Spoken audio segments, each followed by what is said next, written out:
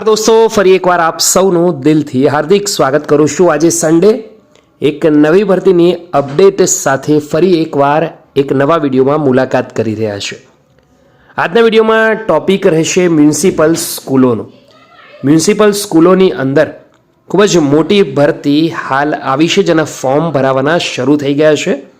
આ ભરતીમાં supervisor, clerk તેમજ વિવિધ પદો પર ભરતી કરાશે, જેની અંતિમ તારીખ 20 ડિસેમ્બર રહેશે। તો જે કોઈ ઉમેદવારો જુનિયર ક્લર્ક, સુપરવાઇઝરની ભરતીમાં ઇન્ટરેસ્ટેડ છે, અરજી કરવા માંગે છે, તો આ વિડીયોને અંત સુધી જોશે તો ઉપર મોટો 50% આઈડિયા આવી જશે। દોસ્તો, લાંબા સમય બાદ સરકારી સ્કૂલોમાં નોન ટીચિંગ સ્ટાફની ભરતી છે। આ ભરતી છે સરકારી સ્કૂલોમાં પણ નોન ટીચિંગ સ્ટાફની છે। ડિટેલમાં સમજીએ તો આ જે ભરતી છે તેમાં ક્લર્કની સૌથી વધારે 34, જ્યારે સુપરવાઇઝરની 20 જગ્યાઓ છે। આ ઉપરાંત નાયબ સેશન અધિકારીની 1, અધ્યાપક નૂતન તાલીમ વિભાગ માટે 1, સુપરવાઇઝર સિગ્નલ સ્કૂલ માટે 2, ટ્રેન ગ્રેજ્યુએટ સુપરવાઇઝર માટે 10, જ્યારે જુનિયર ક્લર્ક માટે 34 જગ્યાઓ છે। ડિટેલમાં સમજીએ તો નગર પ્રાથમિક શિક્ષણ સમિતિની આ ભરતી છે, નોન ટીચિંગ સ્ટાફ। 20 ડિસેમ્બર છેલ્લી તારીખ, ઓનલાઈન ફોર્મ કરી શકાશે।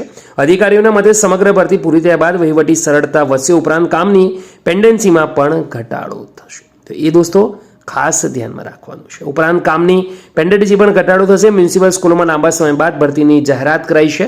ઉમેદવાર પાસેથી શૈક્ષણિક લાયકાત ઉપરાંત એક્સપિરિયન્સ પણ મંગાવાયો છે, જેમાં નાયબ સેક્શન અધિકારી, શાસન અધિકારી માટે ઉમેદવાર અનુસ્નાતકમાં પ્રથમ વર્ગ અને તાલીમી સ્નાતક હોવો જોઈએ। અધ્યાપક માટે પહેલા વર્ગ સાથે ગ્રેજ્યુએશન અને તાલીમી સ્નાતકની ડિગ્રી હોવી જોઈએ।